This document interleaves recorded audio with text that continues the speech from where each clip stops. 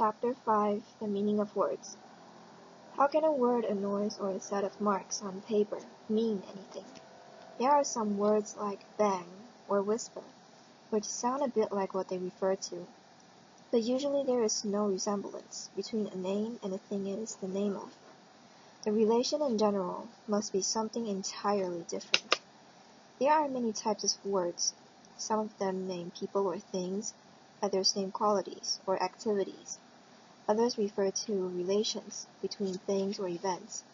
Others name numbers, places, or times, and some, like and of, have meaning only because they contribute to the meaning of larger statements or questions in which they appear as parts.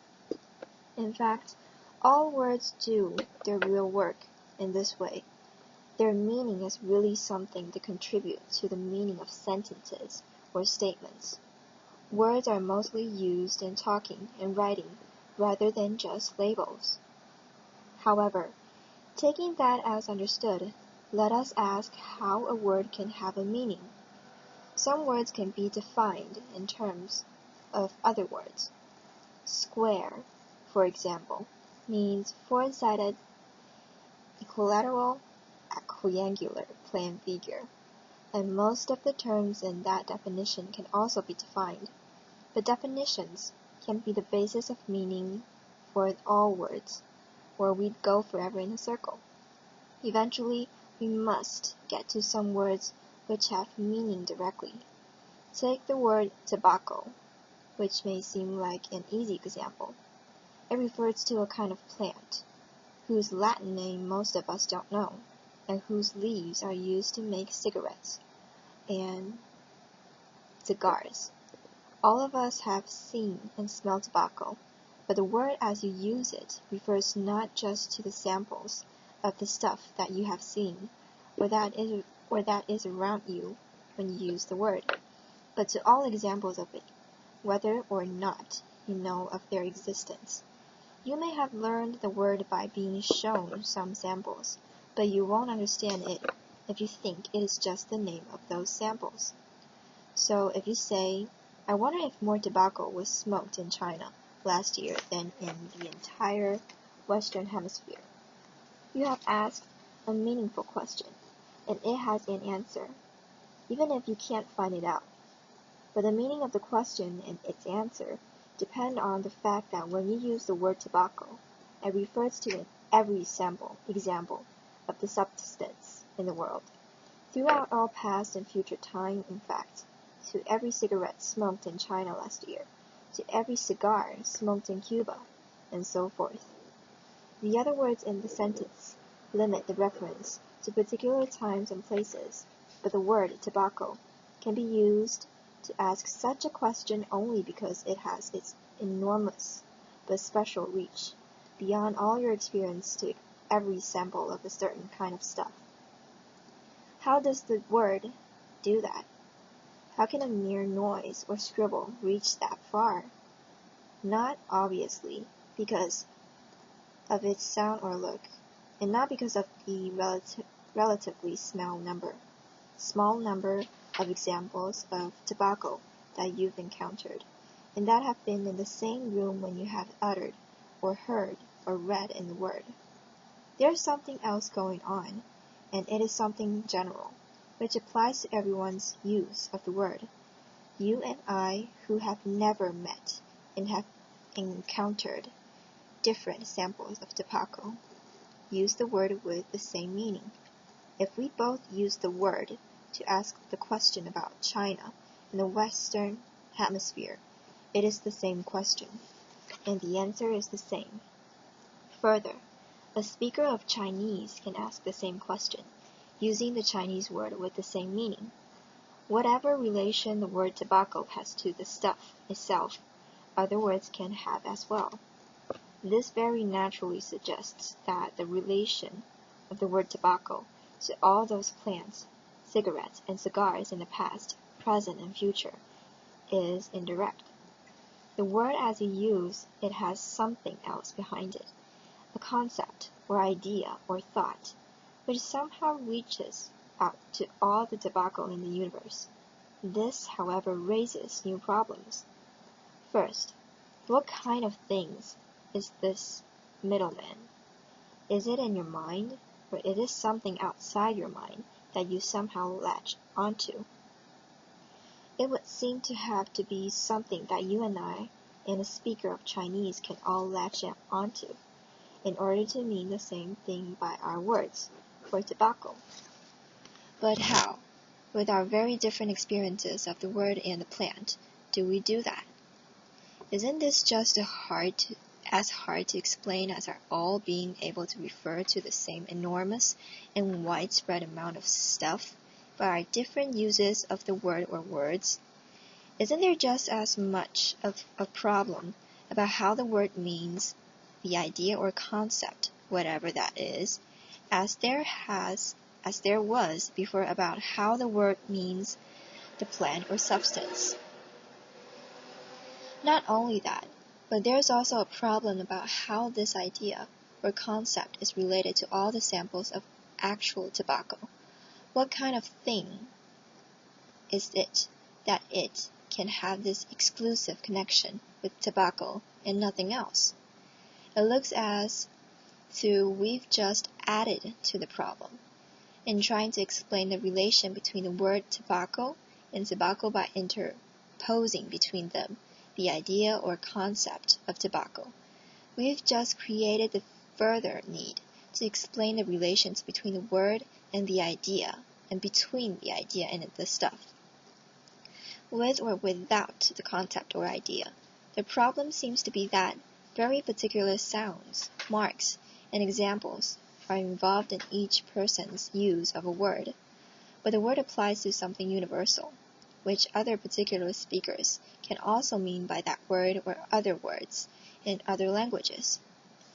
How can anything as particular as the noise I make when I say tobacco mean something so general that I can use it to say, I bet people will be smoking tobacco on Mars 200 years from now? You might think that the universal element is provided by something we all have in our minds when we use the word. But what do we all have in our minds? Consciously, at least, I don't need anything more than the word itself in my mind to think tobacco is getting more expensive every year. Still, I certainly may have an image of some sort in my mind when I use the word, perhaps of a plant, or of some dried leaves, or of the inside of a cigarette.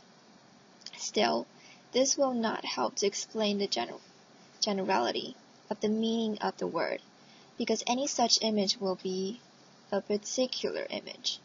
It will be an image of the appearance or smell of a particular sample of tobacco. And how is that supposed to encompass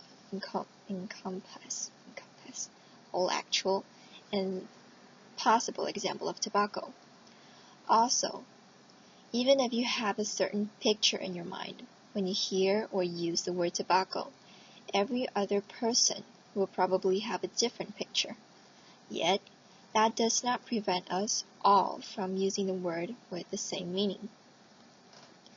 The mystery of meaning is that it doesn't seem to be located anywhere, not in the word, not in the mind, not in a separate concept or idea hovering between the word and the mind, and the things we are talking about. And yet, we use language all the time, and it enables us to think complicated thoughts, which span great reaches of time and space. You can talk about how many people in Okinawa are over 5 feet tall, or whether there is life in other galaxies, and little noises you make will be sentences, which are true or false, and virtue or complicated facts about far-away things that you will probably never encounter directly. You may think I have been making too much of the universal reach of language. In ordinary life, most of the statements and thoughts we use language for are much more local and particular. If I say, pass the salt, and you pass me the salt, this doesn't have to involve any universal meaning of the word salt, of the kind that's present when we ask, How long ago in the history of our galaxy was salt first formed out of sodium and chlorine? Words are often used simply as tools in the relations between people. On a sign in a bus station, you see the little figure with the skirt and an arrow, and you know that's the way to the ladies' room. Isn't most of the language just a system of signals and responses like that? Well, perhaps some of it is, and perhaps that's how we start to learn to use words. Daddy, Mommy, no, all gone. But it doesn't stop there, and it's not clear how the simple transaction possible using one or two words at a time can help us to understand the use of language, to describe and misdescribe the world far beyond our present neighborhood. It seems more likely, in fact, that the use of language for much larger purpose shows us something about what is going on when we use it on a smaller scale. A statement like, "There's salt on the table," means the same whether it's said for particular reasons during lunch, or as part of the description of a situation distant in space and time, or merely as a hypothetical description of an imaginary possibility. It means the same whether it is true or false, and whether or not the speaker or hearer know if it's true or false. Whatever is going on in the ordinary but practical case must be something general enough also to explain these other, quite different cases where it means the same thing. It is of course important that language is a social phenomenon. Each person doesn't make it up for himself. When as children we learn a language, we get plugged into an already existing system, in which millions of people have been using the same words to talk to one another for centuries. My use of the word tobacco doesn't have a meaning just on its own, but rather as part of the much wider use of that word in English. Even if I were to adopt a private code in which I use the word blibble to mean tobacco, I'd do it by defining blibble to myself in terms of the common word tobacco. We still have to explain how my use of the word gets its content from all those other uses, most of which I don't know about. But putting my words into this larger context may seem to help explain their universal meaning. But this doesn't solve the problem. When I use the word, it may have its meaning as part of the English language. But how does the use of the word by all those other speakers of English give it its universal range, well beyond all the situations in which it is actually used? The problem of the relation of language to the world is not so different whether we are talking about one sentence or billions. The meaning of a word contains all its possible uses, true and false, not only its actual ones, and the actual uses are only a tiny fraction of the possible ones. We are small, finite creatures, but meaning enables us with help of sounds or marks on paper to grasp the whole world and many things in it, and even to invent things that do not exist and perhaps never will. The problem is to explain how this is possible. How does anything we say or write mean anything, including all the words in this book?